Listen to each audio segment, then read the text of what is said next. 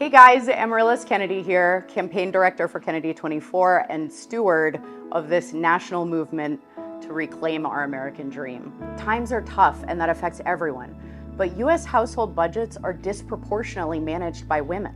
It's moms who are up in the middle of the night, hunched over the kitchen table, searching for an extra dollar so that they can actually stretch their grocery budget and make their kids' favorite meal, even though the price of food keeps going up. And it's moms who are watching the cost of childcare go through the ceiling and wondering how on earth they're gonna keep affording it, even though their salary is not keeping pace with inflation. And what if they can't? More than 2 million parents had to quit their jobs last year because they couldn't afford that care. And single-parent households are paying 36% of their income on childcare. And it's not just childcare, it's healthcare too. It's moms who are holding their kids in the throes of an asthma attack or searching for coupons to pay for prescriptions to treat their kids' chronic diseases. An epidemic of health problems, by the way, affecting our kids at higher rates than any other country, and an epidemic that the government refuses to prioritize funding to end. But they'll prioritize war funding, and that affects moms too. It's moms who go and pull out a blanket to keep their kids warm because the heating pill is suddenly too expensive. Why? Because our leaders decided to go and blow up the Nord Stream pipeline and approve a slew of export licenses for liquid natural gas so that it could be sent overseas for profit instead of being kept right here to heat our own family homes. It's so often moms who take the heaviest brunt of government mismanagement. It was moms who bore the brunt of the lockdowns, and I know because I was one of them. My husband and I always joke that if you didn't have little kids at home during COVID, you have no idea how hard the lockdowns were, right? Teaching kids reading and algebra while trying to look professional on Zoom.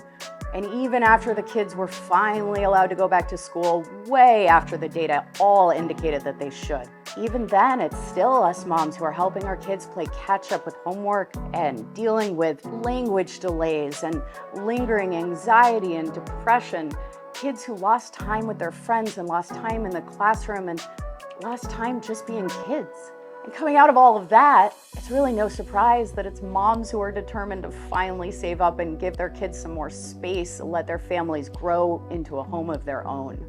And they're scouring Zillow and Redfin and finally finding a house that they can afford, only to have it undercut at the last minute by an all-cash offer from a hedge fund. The same hedge funds, by the way, who are buying up the hospitals and closing down the maternity units to maximize profit. And how has that turned out?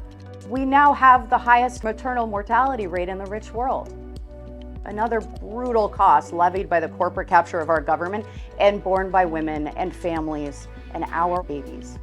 And some of those pregnancies never even happen at all because more and more women look at the staggering price of having children, unaffordable housing, unaffordable food, unaffordable childcare, and many who desperately want kids feel forced to give up that dream because they just don't have the money. Too many women in this country are not only shouldering those big burdens, but they're doing it alone.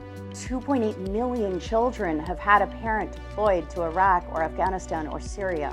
And they're doing it alone because the privatized prisons and the corporations that they make rich lock up their partners.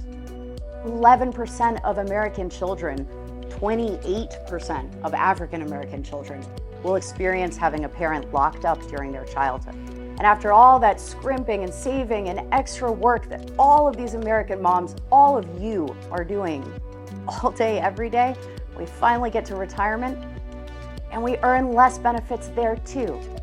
Why? Because we earned less for doing the same work every day of our lives. Enough.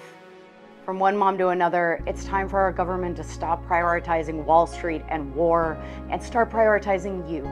Start prioritizing all of us, our families, our kids, the communities we live in. These are the things that matter to me, and I think we deserve a president who they matter to too.